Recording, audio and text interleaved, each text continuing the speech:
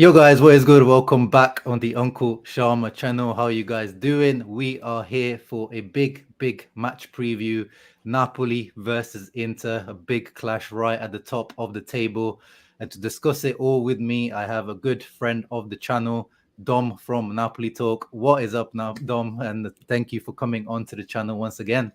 Yeah, hi guys. Good to be here. Good to be here for the big game, the biggest of the season so far for Napoli at least. You guys I had would a say huge even for Inter, one. bro. You guys had a huge one last time against Milan, This but is even bigger. this is bigger. Okay. Well, you said it. Your words. Funnily enough, last time we played you guys, it was the same way around. We played Milan before, and then we played you guys again. And because I remember Lautaro having to apologize to the Curva for missing his penalty in in the Milan derby. So maybe Yeah. it's a Lautaro redemption story again. So we shall see. Back Remind me, when we played each other the first time, was it Mhm. Napoli that was ahead of Inter at that point, or was it Inter that had already clawed back? Yeah. I think you guys at that point were like 7 points, I think, ahead of us or Mhm. something like that. So it really, I think that match was the turning point of the season where Yeah. Inter just turned it around and we went on a run which ended, last weekend against the cousins, unfortunately. But we'll get them back. We've got them in the Coppa Italia now, so we'll get them Yeah. back. Let me give a quick shout out to the people that are coming into the stream on time or early. So I see people are already in the stream before. Two YouTubers combining. Yep, we if you saw, we already combined for the last match round. We did a video each on each other's channel, and make sure you guys after this go check out Napoli Talk channel on YouTube for sure. Anthony Navarro says, glad we're creating content together.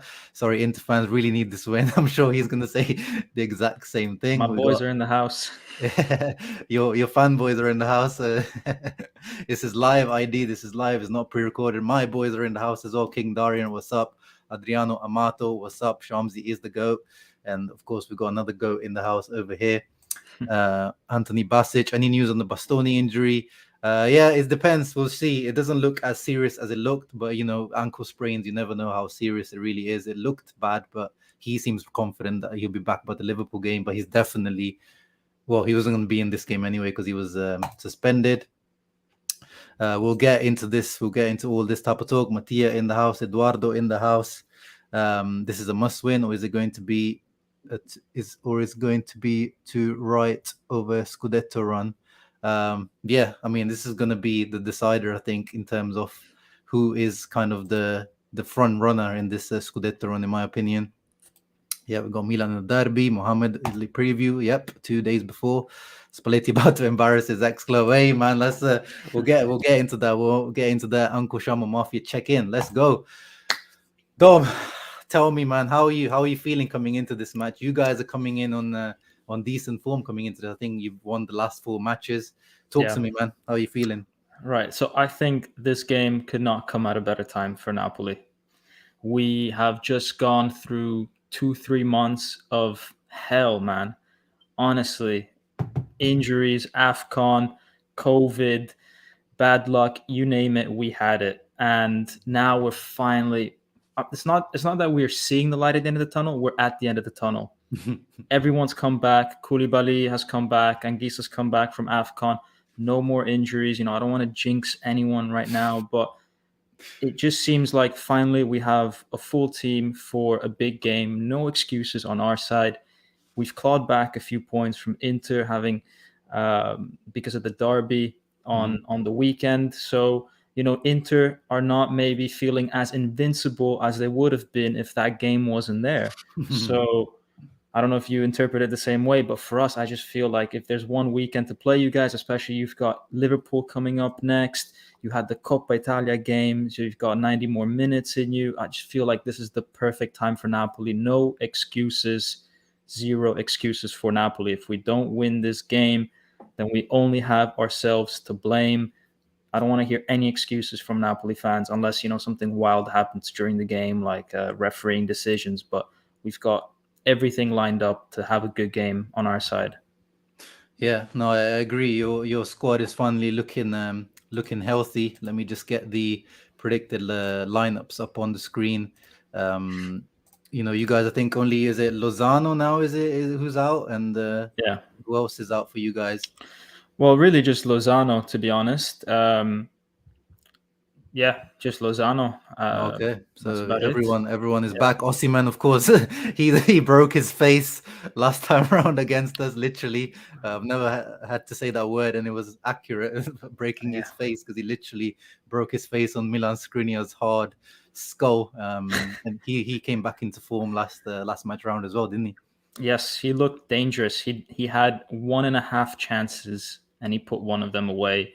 And the half chance he created for himself, pretty much. So that's all Osimhen really needs. And it's encouraging, actually, that he scored off a header, because you think, he just broke his face. Is he going to be as aggressive with Mm. his heading? And he was. So there's really nothing to be fearful now. He's 100% fit. Let's go. We got this. I'm pumped. Yeah, so it says, oh yeah, Unas is indisponibile for you guys. What's wrong with Yeah, him? he's trained. So he got COVID, and then he had a bit of a heart condition after catching Oh. COVID. But so the first exams showed that he had this heart condition, and then they did some tests recently, and they seem to be fine. So I think maybe it's just a matter of Sky Sports not having this updated yet, because from what Yeah. I've read, he could be on the bench Okay. come But, Saturday. but he's usually your guy that you chuck on last like 10, 15 minutes anyway.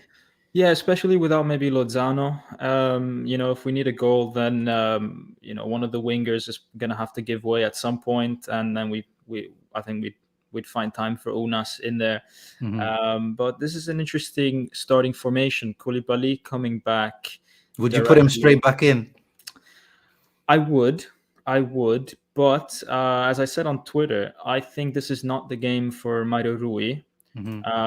Because, well, not that Mareru is bad, he's not, and not that he can't Not play against anymore. Inter. Yeah, he's fine, but I just feel like Juan Jesus is having such an incredible season, can play on the left wing as well, and Inter, they have such an aerial threat. You've Hmm. got huge defenders.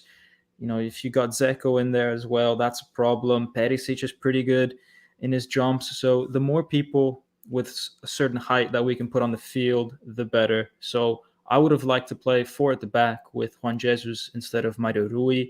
Interesting. And it's interesting how Anguissa also takes Lobotka's position in this My boy. formation, even though uh, his his body's not there. Zambo Anguissa is. Yeah, let me get the sport media said this is not. I don't know why Sky, like, these guys are a multi-million corporation and they do this. Like they'll have like out of date pictures of people from like 2012 or something. Like, it's embarrassing. There we go. Yeah.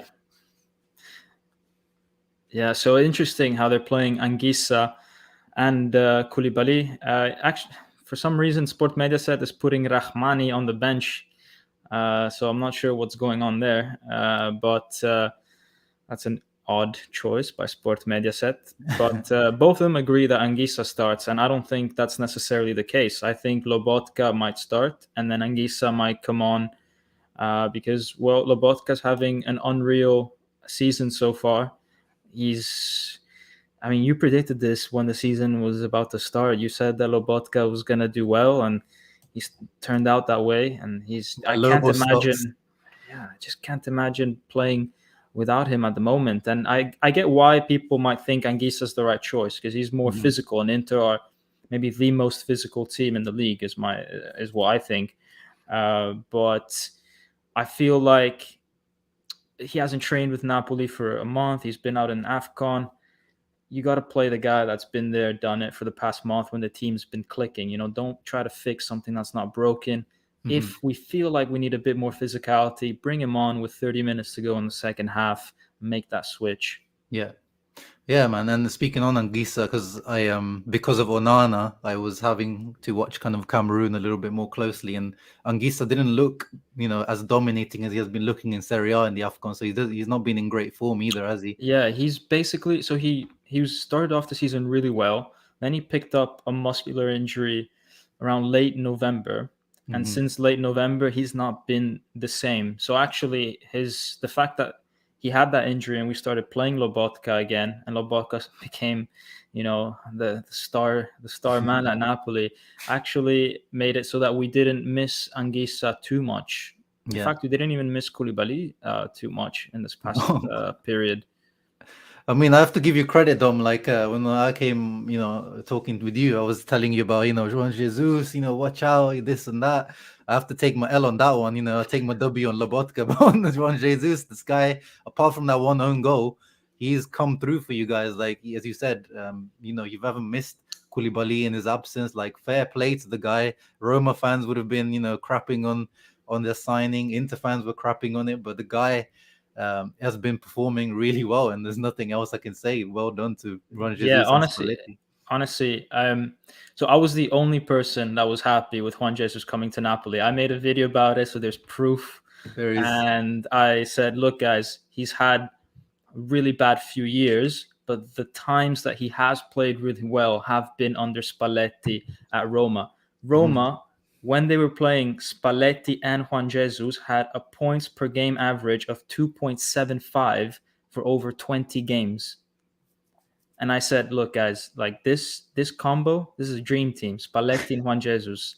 We gotta have that. And people were making fun of me. What are you saying? And then, the rest is history. yeah, no, definitely. You need the credit for that one because it's one of those controversial takes. But you looked into the numbers, you looked into the stats, and yeah, you were spot on in the end. Yeah. What about in terms of potentially Politano being the X of the match? That's one matchup I'm interested to see. We'll get into the Inter side, who's going to be marking him. That's the big question mark. Who's going to be the left centre back in Bastoni's absence? But are you confident with Politano, and how has he been doing this season? No, I'm not. I'm not confident So I think our biggest weakness this year has been our wingers. Which I think is actually maybe the opposite of Inter. I look at Inter, I look at Perisic, what he's doing on the left. I look at, you guys have Darmian, Dumfries, who've been, maybe Darmian not so much recently, but Dumfries has stepped up. And I just see so much quality, so much aggressivity, so much intensity that Insigne and Politano don't have this year. So, yeah, could Politano or Insigne come up with a goal or an assist? For sure. Football, anything can happen. Ospina could score for all we know.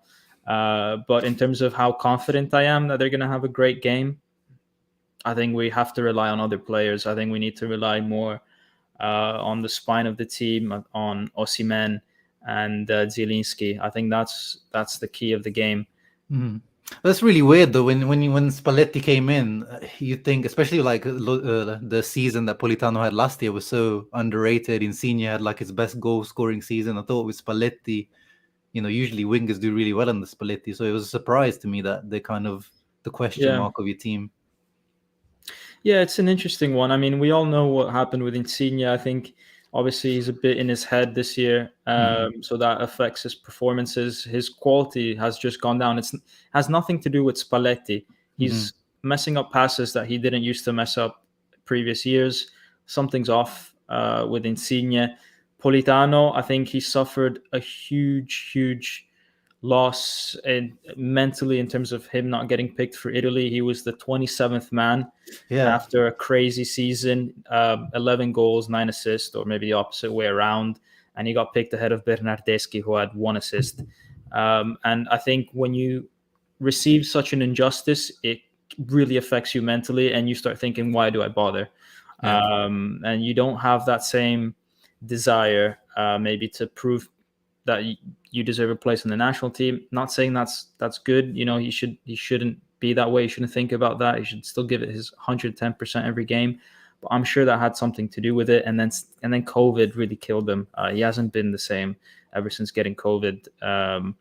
I just feel like his fitness has not really recovered since then. So a whole host of factors, mainly mentally, I would say, is what has affected our wingers rather than, Spalletti can't find a way to make our wingers play. It's just they've both had mentally very difficult years. Yeah. It'd be interesting, definitely. What's the thing with the Osimhen and the AFCON? Was he not let go? I thought he had COVID before he was injured, right? Yeah, so okay, so the Osimhen Nigeria and Napoli conflict is an interesting one. So Mhm. obviously there was talk of Napoli not wanting to let Osimhen go, and rightly so. His face was broken. Yeah. You at the end of the day, this is a Napoli player. Napoli pay his bills. Napoli invested huge amounts of money for this guy, and Mhm. if Osimhen was going to go and play in Nigeria and get hurt, that could be potentially career ending. We're not talking about he got a bruised face. It's very serious, the injury that he had. Osimhen needed to come back. He went to Nigeria for a few Mhm. days. Rightly so. It was his birthday slash Christmas. Went to Nigeria, and he caught COVID. At Mhm. that point that he caught COVID, he couldn't fly back to Italy. And Okay. he needed to fly to Italy because he had a checkup with the doctor that was planned. And Mhm. the doctor had to give the okay of whether this guy could play or not. Mhm. Obviously, without that checkup, no one was authorized to have Osimhen play. So Osimhen had to wait until he finished his COVID isolation period. He got better from COVID, and then he had to fly to Napoli to check if he could play with the Napoli doctor or not. Anyways, regardless, he wasn't ready to face a competition such as AFCON. We saw it how he only started for Napoli this weekend. Mhm. At most, he could have come on for 10 minutes for Nigeria during the final stages of AFCON, but Nigeria didn't even make it that far into AFCON. Yeah, So, that's how true. much effect would have Osimhen had for Nigeria at this moment in time with him having COVID and injuries? I think very little. He didn't even train for 2 months. What was he? How could he face a tournament such as AFCON without training since November? Yeah. No, that makes sense. I was just thank you. Just needed clarification if some people were confused. It wasn't a situation like the Watford guy, was it? Like the guy literally the Watford stopped him from playing for the Yeah, national team, wasn't it? yeah. It's different. Yeah. Not Yeah. fair enough, fair enough. Yeah, and definitely. Last time, to be fair, Ranocchia played and we were worried, and Ranocchia had him in his pocket last time around. Ranocchia had an amazing game against Yeah. us. But yeah, it's going to be interesting. Because Bastoni is not going to play probably, what do you think your back three is going to look like? Yeah, so let's get into that. So that's the big question on that left hand side. So both Sky Sport and Sport Mediaset had Dimarco starting at left centre back, which is interesting. A few of the newspapers have D'Ambrosio starting there, and I actually, let me bring up the poll. I put up a poll on my Twitter earlier to see what Inter fans were feeling for this situation. Here it is. So we had 995 votes. So that's a pretty nice little sample that we got there. It's 52%. So the majority said that he's going to be fine. DiMarco as left centre back is going to be fine. And the rest were not particularly Which one do you confident. So think I voted? you probably voted this one worse than Kolarov. um, So yeah, it's definitely a big worry because DiMarco, I tweeted about it as well that he played against you guys, or where did I tweet it underneath? I think, with Verona, yeah. I saw yeah, the with the tweet. Hellas Yeah, Verona. I don't know if you remember this game. So yeah, I yeah. think this was like the first minute or something. Long ball over the top, and he played left centre back in a three in this game, as you can see here, where Juric converted him that season, and he completely missed the ball and put Lozano in on goal. Yeah. So that is a worry that and we know as Inter fans, we know that defensively he is the weak point, and if he plays at left centre back, I would be worried about him playing there. But at the same time, Inzaghi seems to see Di Marco as a left centre back. Like I thought when he came in, I thought he would be primarily used as left wing back, but we've seen Yeah. that over the season he's been using him as a left centre back. And if Inzaghi trusts him there, and when it comes to pace as well, people are saying, play D'Ambrosio. D'Ambrosio has lost a lot of pace over the last few years. He's been burned by Leao and a lot of pacey wingers over the last couple of seasons. And yes, he's definitely better than DiMarco defensively, but I'm leaning towards giving DiMarco the chance in this match. Although I would put Darmian there because I remember Darmian playing in that position and he played quite well there. Personally, if I was the coach, I would have put Darmian there because I feel just Darmian, you can put him anywhere and he'll do a job. But What I'm about leaning towards being happy. What about De Vrij, Skriniar, Ranocchia as a three? There are Skriniar. A lot of the fan base was also happy with putting Skriniar back to left centre back, which he did play under Conte a lot of times. But I just don't like Skriniar as a left centre back. We saw there was that one moment against Roma. Tammy Abraham burned him on a 1v1, and it just seems like he loses all his powers as soon as he goes to left centre back. Is like he goes from being the best centre back, in Serie A, in my opinion, along with Koulibaly, but to being like just the average guy, just because I don't know the uncertainties of playing on the left hand side for him. So against someone like Politano as well, I'm not sure if I would put him left centre back and put him out of his comfort zone. I think Skriniar, he works at right centre back. He works in the middle of the three. I think just continue with that. I think we should. DiMarco, we signed a new contract. He's, clearly we've signed him to be a rotational player. Like these are the games where if he's not going to come handy now, like when the hell are we going to use this guy? It's just a little risky, I feel, with DiMarco, because I feel like he's the type of player that doesn't know how to keep his position very well. So in the screenshot that you showed earlier, his three defensive buddies were all in one line, and he was like in another planet, pretty much, keeping Lozano on side. But also, I think going forward, because he's more of an attacking sort of defender, he likes to push forward. He likes to go forward. And I think Napoli could maybe exploit the space that DiMarco might leave behind. Mm-hmm. I can't see him being, thinking of his defensive position as much as obviously maybe Bastoni would have, even though we saw that Bastoni likes to go up a bit now, and is quite good at that as well. But I think DiMarco has to work on his positioning, and that's maybe going to be a key point in the game. How can Napoli use that weakness of his and see if they can get any space around him? Yeah, and in that same game that I screenshotted, he actually scored a goal as well after that. He ran up the field, as you said, he's good going forward. I think I tweeted it. Yeah, so he got into the box, and I don't know what Di Lorenzo was. He's like all the way up here. He's got two guys there, but DiMarco managed to score. So that's one thing about DiMarco. He's definitely good going forward, and Inzaghi brings him on a lot of the times that he's come on when we're chasing a goal. So he takes off Bastoni for DiMarco in some points of the game. But Inter fans now kind of turned on DiMarco recently after his performance just the other day against Milan. He came on, and the one thing that he should be good at, whipping a nice ball in with the left, and he had like 2 or 3 free kick opportunities, 2 or 3 crossing opportunities, and they were like Rosette or hit the first man. It just wasn't very good. Yeah. So I saw that. No, but he's definitely good going forward. That's what I'm saying. I think Napoli could use that to their advantage. Obviously, unfortunately for you guys, we don't have Gattuso on the bench, and I don't think we'll be leaving that much space for DiMarco if he does decide to go forward like Gattuso did last year in that Verona game. But now it's going to be an interesting game, I feel. Do you think Inter are going to go into this game thinking we need to get 3 points, and playing their usual style of football? And, they've been playing a style of football that suggests that they want to go out and win games. You saw it with the early goal against Roma. You saw it with the first half goal against Milan and a really good dominant first half against Milan. Mm-hmm. Do you think Inter are going to have that approach, or are they going to say, you know what, maybe a draw is good enough for us now. We keep Napoli, behind us. We've got that game in hand. How do you think they'll approach it? Well, it's a good question.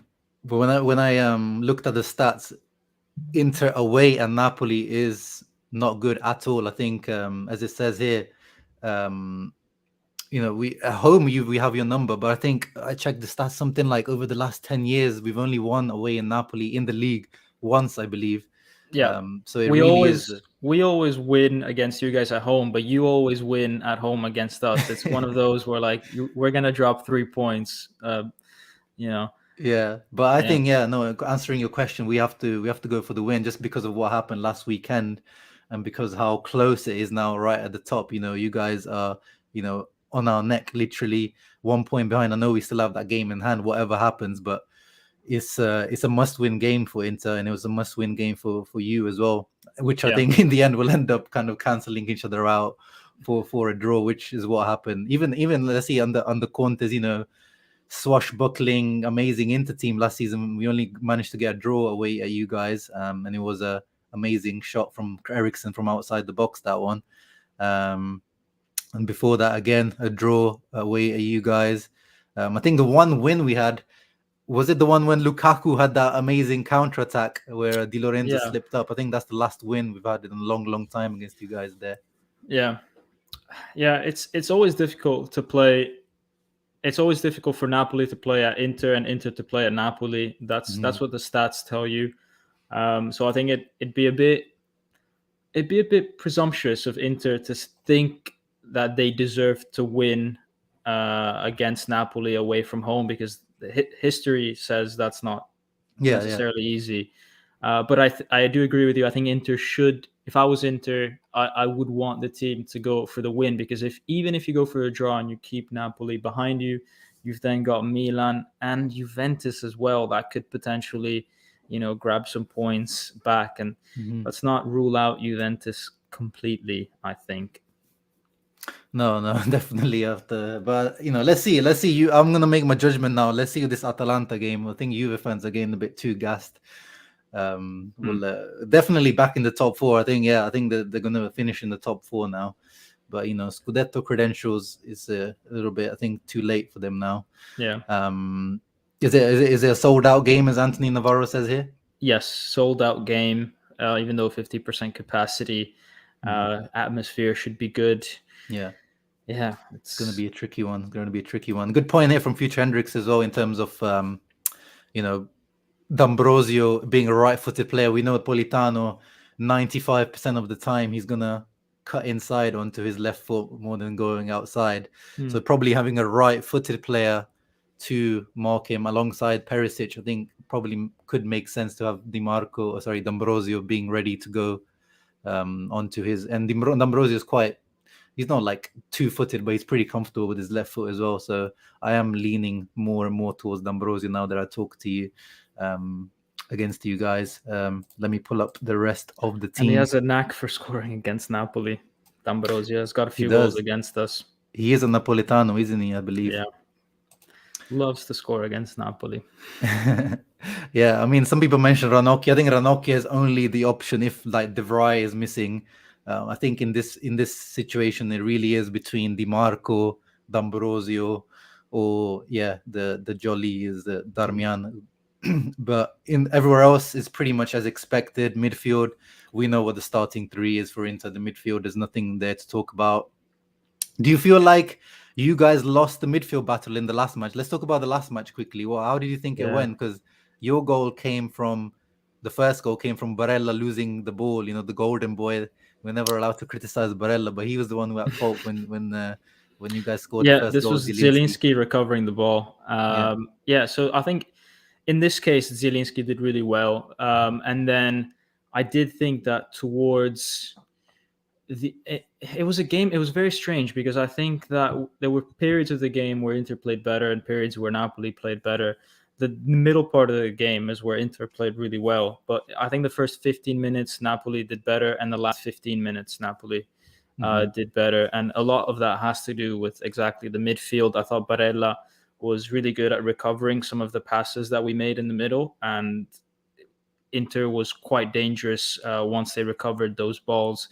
And there were some things that I didn't like about how Napoli played. We definitely did lose that midfield battle, because now that I think about the analysis that I did, I remember seeing that Mauro Rui and Insigne had very little options to pass the ball to in the middle. I remember watching your analysis, because we were pressed you right, and you tried to switch over, but we tried to switch over, and the same thing happened on their side with Di Lorenzo trying to switch over, and then you would always have Barella coming and grabbing that ball, and it was like they did it once and Barella missed. They did it twice and Barella hit the target, and on the third time, then you guys score. I think it was like Ospina saves it, and then it was that corner that you guys score off that corner. But it was like 3 instances in a row where we lost the ball in the exact same way because of Inter's pressing. Mm-hmm. And then in the second half, towards the end, we put, I think, Mertens in. We put Mertens on, and having Mertens come on and him playing as a bit of a number 10 allowed us to have more options to pass the ball to in the middle, and then that helped us regain a bit control in the game. And honestly, I don't know how Napoli didn't score in the last 5 minutes of that game with those 2 chances. But bro, I rewatched the highlights just before we came on. I was like, wow, we really just about beat you guys, because it was a squeaky bum time at the end. But Handanovic, to be fair to him, did come through. Although Mario, I remember saying at the time, like, Mario Rui, that header, like, he had the whole goal to aim at, and then he like managed to aim it like right at Handanovic pretty much, which he still had to make the save, which he didn't against Giroud. So we got to give him fair play where he saved. And then Mertens at the end, after scoring that amazing goal, missed a much easier opportunity at the far post. Handanovic is you never know what you're gonna get from Handanovic. Yeah, I mean, we'll get into it afterwards, but in our combined team, I think I still put Ospina ahead of Handanovic for sure.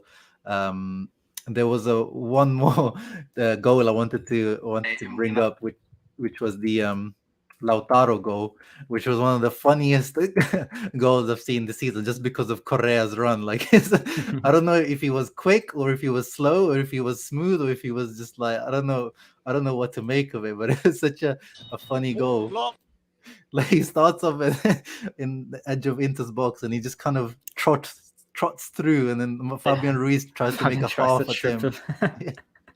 And then Lautaro with a good finish. Like, what did you make of that goal? Like, is that a weakness of Napoli? Fabian's slowness got exposed. I mean, I like the fact that he tried to bring the Inter player down. Tried. No, because actually, compared to maybe a year or two ago, Napoli has always been a very nice team to play against. They don't foul you. They don't, 2 years ago, Fabian wouldn't even try to trip a player like that. At least this time he tried. He had the thought, you know what, it's better to get a yellow card here than let this guy go through. Okay, he didn't manage, but we got exposed, our slowness, and then I just think it's a really good goal, but it's a difficult shot to score that, and maybe Ospina could have done better, but no, just really good. And that change of pace that he had was, I mean, it just shows his class, really. I think he's got so much potential for Inter, and we'll see. Maybe next season is when he'll explode, because I don't think he's done that yet for you guys. Yeah, it's a shame with the injuries. Correa, like, people know I'm a big Correa fan. I made fun of on Twitter for being a Correa sexual, as some people call it. But he's a really talented player, and he's so injury prone. That's the problem. Like, once again, he's still out with an injury. So I think he's going to come back towards the end of this month, like Gosens. So yeah, a few people ask about Gosens as well. He's still out until the end of February. What did you make of that signing, by the way? Look, Gosens is... I agree with what you said in an analysis in one of the lives, how he relies on his physique quite a lot. He's a very physical player, and we have to see, after such a huge injury that he's been out since September, how is his physique going to be? If you take that away from Gosens, he becomes a very average player. But I do think that this is still an incredible signing. I do think he will recover. He's taken his time, clearly. So he's going to recover, and I just can't see where he's going to fit into this Inter team, because I can't see Perisic losing his starting spot. So I think he's an ideal replacement for Perisic. If you want to bring someone on in the last 20 minutes, you get a like for like. But is he going to be someone that takes over Perisic for 70% of the game? I just can't see that happening. I think Perisic is maybe one of Inter's best players this season. So yeah, top 3 for sure. Yeah, but it's a very good squad. It's a very good signing for the squad. Definitely shows intent by Inter. And I got a question for you. Talking about Inter's squad, what do you think of Sanchez? The man in form, scored against Roma an outrageous goal, scored the winner against Juventus in the Super Cup.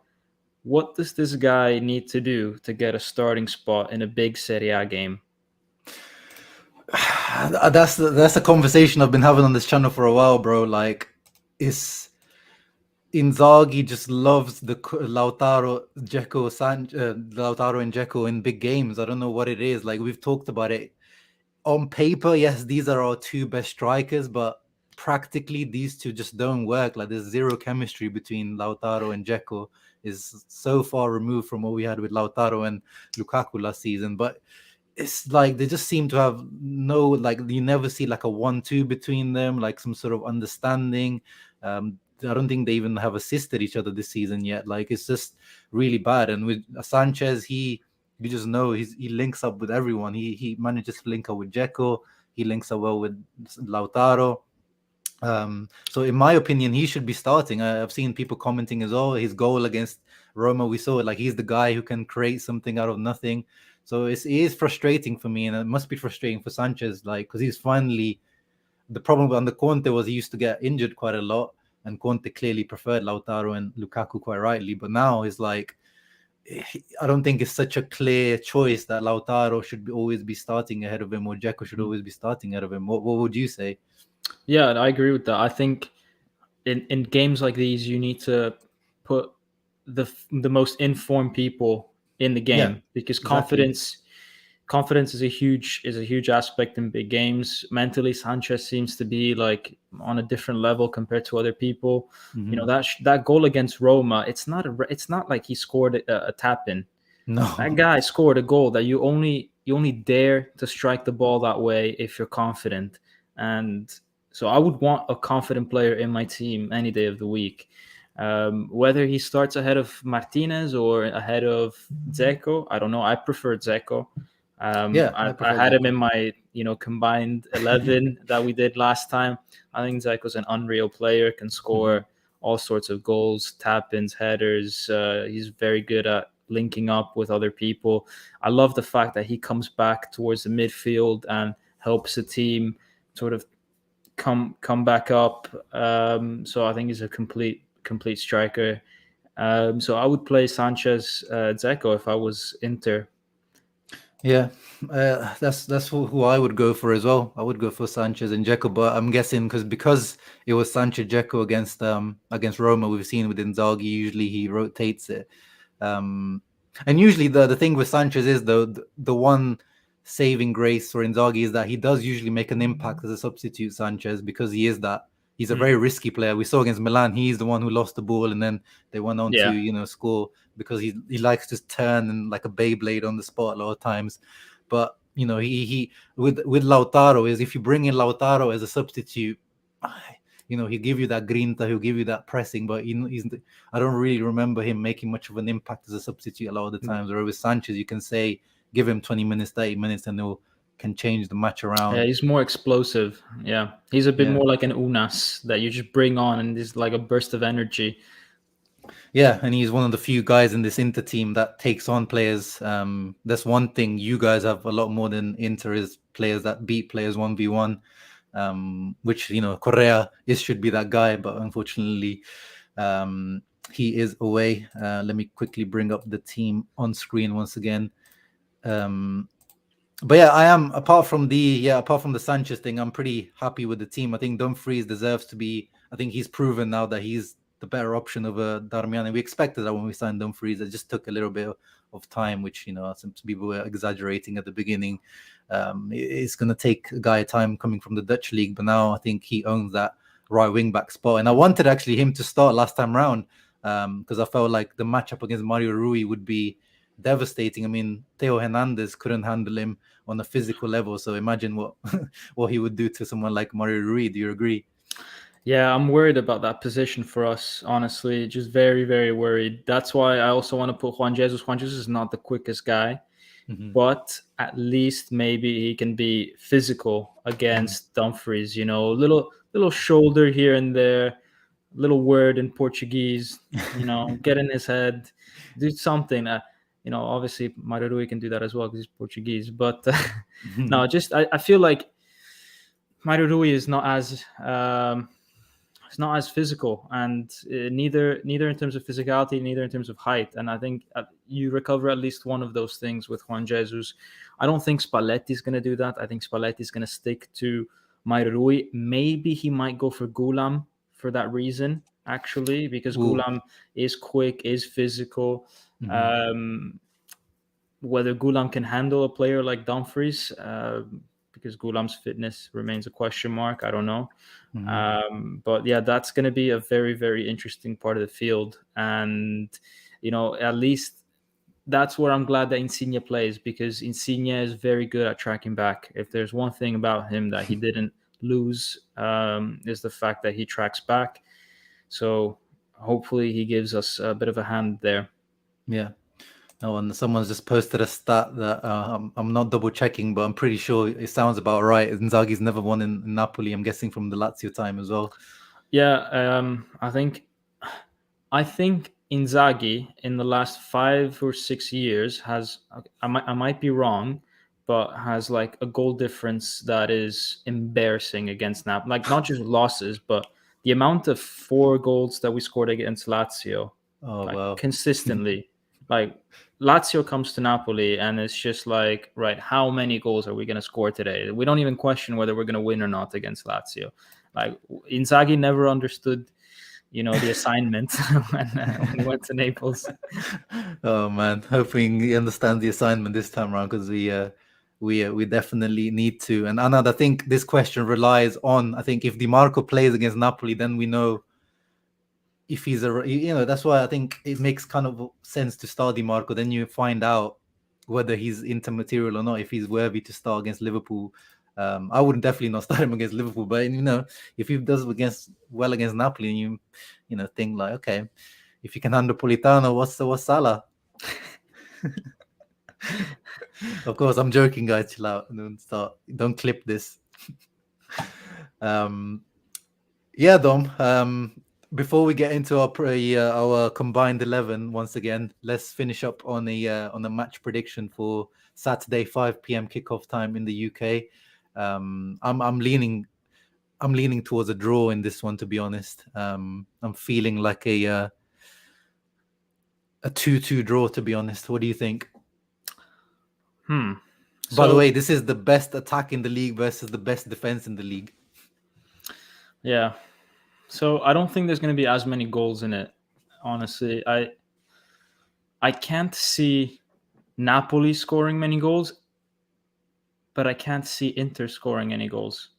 So 1-0 Napoli. Oh, okay. Interesting. Very. I can't see Napoli's defense. If Koulibaly comes back, I don't know. They've just been very solid, very, very solid. The goals, but you that were very solid in the last match. If you remember, you were coming in as already like you only conceded like 2 goals. But that I think, was at the point. San Siro. Yeah. It was a little different. I think this time is we've not conceded. We've got maybe the second best defense in Europe at this point in time, and it really should be the best. There's 2 games, Spezia and Empoli. That Spezia we lost because of an own goal, 1-0, Juanjo's own goal. And then against Empoli, it was a corner. We hit the ball and it hit the back of Cutrone's head and it went in. Oh yeah, I remember that one. Two goals that cost us 6 points. But otherwise, we would have had the best defense in Europe, most clean sheets. I just think it's going to be very, very difficult for Inter to score against us. Obviously, they might, but it's just my prediction that they're going to go home without scoring a goal. And I think that Osimhen, it's about time that he scores against a big team. He's not done that yet. He's not scored against any of the big teams. Once against Atalanta, but when the game was already done and dusted, it was the 4th goal of the game. So, yeah, it's just statistically speaking, Osimhen's scoring. Just looking at statistically, this guy's bound to score against a big team sooner or later. So you're going for 1-0 Osimhen winner. I'm going 1-0 Osimhen winner, but it's going to be a very patient game. Like it's not going to be incredibly fast paced at the start. I think it's going to ramp up. I think we have to wait until the second half for the goal. Interesting. Yeah, that's what I'm leaning towards. I think last time I leaned towards something very close, but then I think these matches sometimes end up getting opened by an like something happens and the match just opens up. So I'm feeling something like that will happen.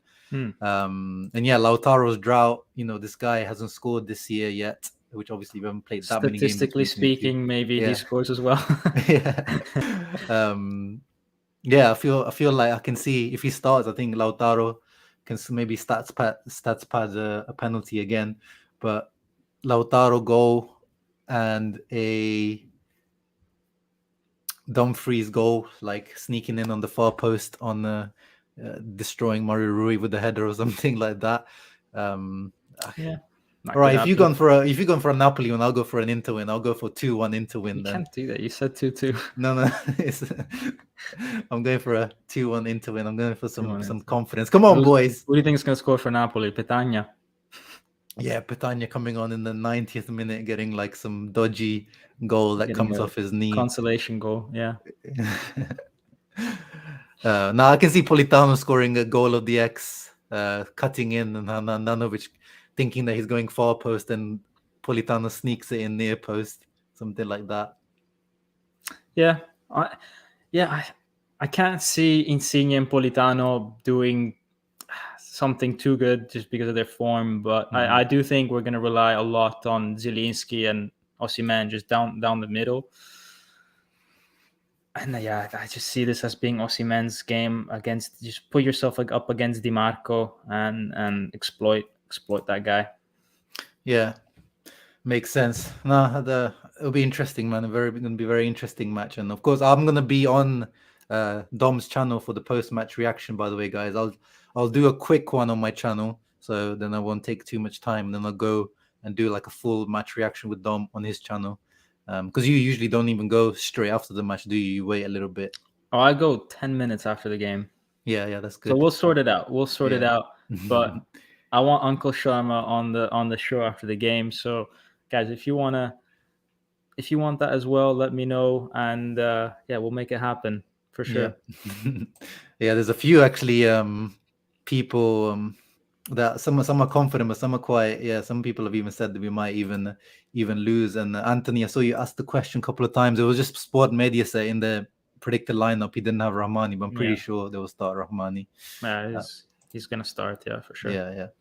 So Dom, let's finish it up on our updated combined 11. So what I'm going to bring up on the screen, guys, isn't our updated one. These are what we did last time round, and see where you would change. So on the left hand side, you have Dom's 11, who had Di Marco in there, and on the right side is my one. So you go first, Dom. Any changes you would make to your combined 11 there? Well, yeah, I'd get rid of Di Marco. I thought he was the real deal, man. When it was like October time or something, he was scoring those free kicks and everything. Let's see, man. I think people are being overly harsh on the guy as well. Let's give him some time. I don't think he's such a bad pick. But I think I'd replace him with Bastoni. Adapt Bastoni I know it's not his natural position, but adapt him as left back. Yeah. Koulibaly, Skriniar, yes, pretty obvious. Di Lorenzo is solid. I would remove Anguissa and put Brozo. And I would remove Insigne. And I would put... How could I put? I would put Perisic instead of Insigne and put Dumfries higher up instead of Perisic. Oh, so switch Perisic to the other side and put Dumfries. And you still keep. I want to find. Yeah, I'm still keeping Osimhen. I want to find some room for Lobotka though. Like Brozo's having such a good season. He's in my opinion, he's been the Inter's player of the season.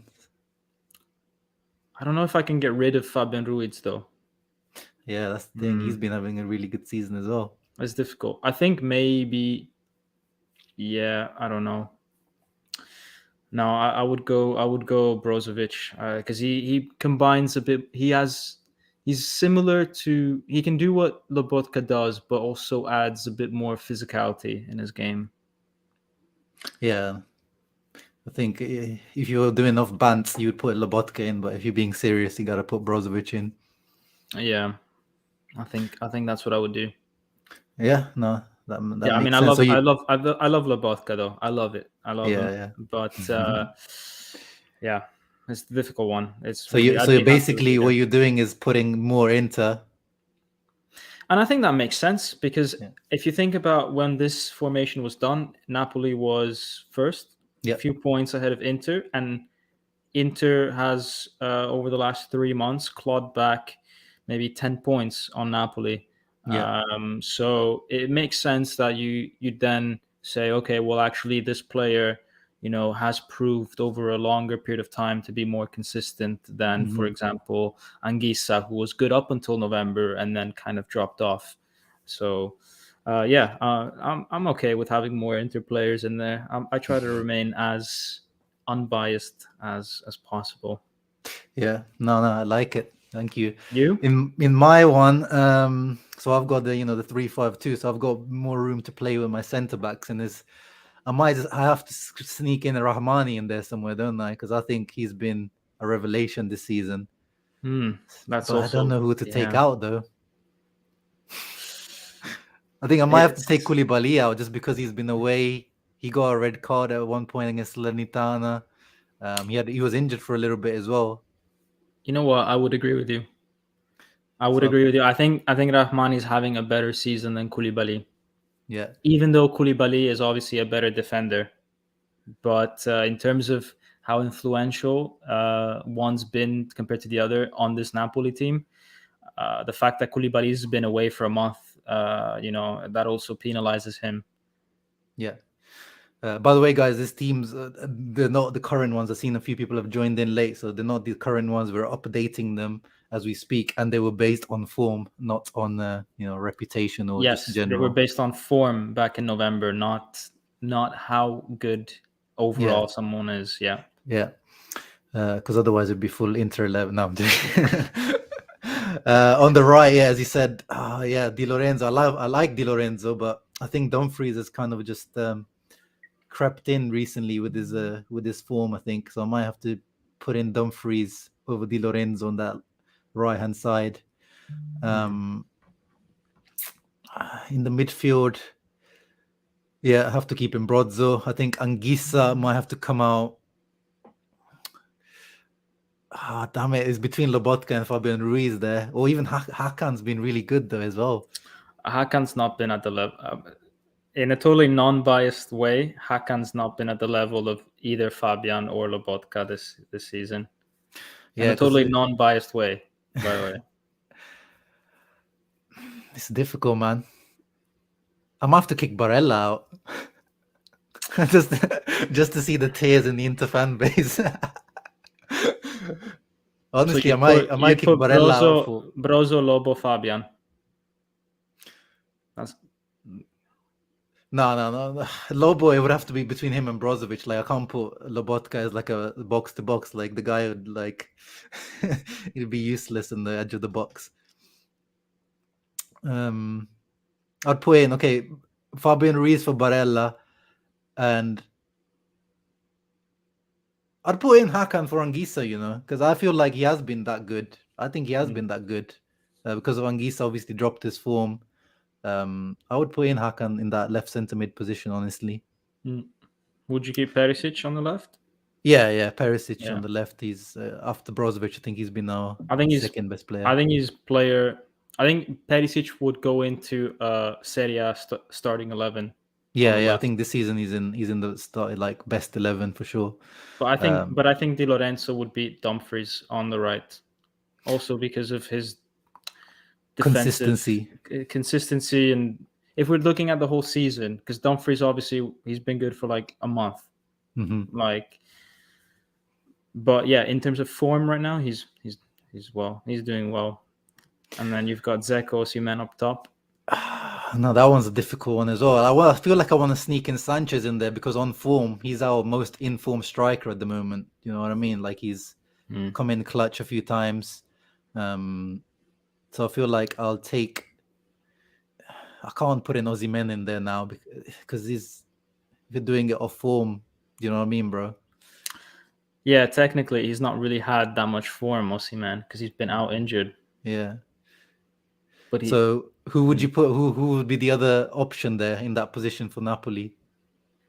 If you say Petagna, I well, will you puke. could say, thing is, it depends. Like if you were speaking to me about this a few weeks ago, then we would have to put Mertens, Yeah, because at yeah, that point Mertens. Mertens was scoring goals for fun. Now, since maybe the start of, since maybe mid January, we've been playing a bit more with Osimhen. But between December and middle of January, you would have had to put Mertens Yeah.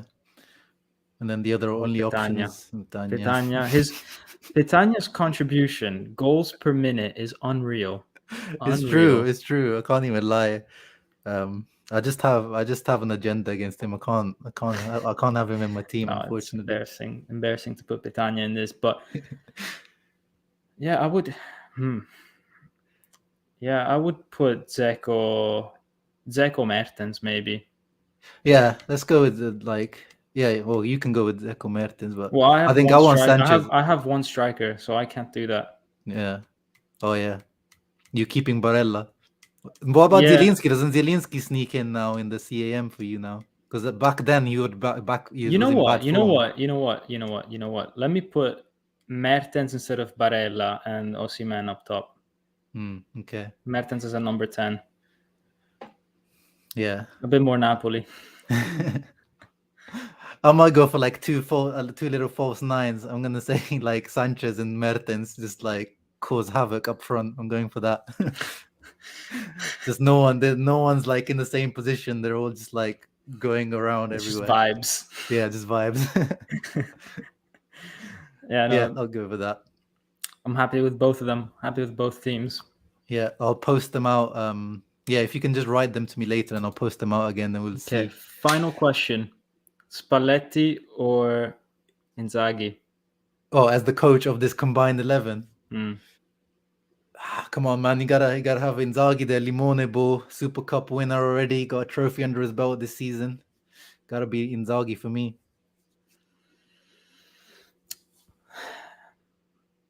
That's a tough one. But Spalletti, man, he like similarly to Pioli, like what he's been doing with like some when guys were missing, as you said, like Juan Jesus coming in, Rahmani's like level increase, Mario Rui coming to this level, like a lot of Fabian playing out of his skin, Lobotka missing Osimhen and still making it work. Yeah, I'll go with Spalletti just because of how we're still somehow in it after all that stuff. But take nothing away from Inzaghi. Inzaghi outperformed all expectations, for sure. Yeah, and the style of football, I would say as well, has been very nice to watch. But yeah, Dom, thank you very much for joining me. We're coming up to an hour mark. This was longer than I originally planned, but it happens when you're having fun, you're having a good conversation, right? Yeah, man, it's been good. Thank you guys for tuning in, guys. A lot of comments. Sorry we didn't get to comment and see all of them, but yeah, I appreciate that the chat was always respectful, and yeah, can't wait for the game on Saturday, man. Yeah. I think Eduardo here was when I was putting Barella on the team. I think it was a reaction to that. Hey, rightfully man. So. I like to bring balance to an argument. You know, when everyone loves a player, sometimes I like to just be a little devil. Move the waters. Yeah. But thank you very much for joining me, Dom. Of course, as I said, check out Dom's channel, Napoli Talk. Make sure you go. I'll leave the link and I'll tag him after this, so you can actually click on the title and go on his channel afterwards.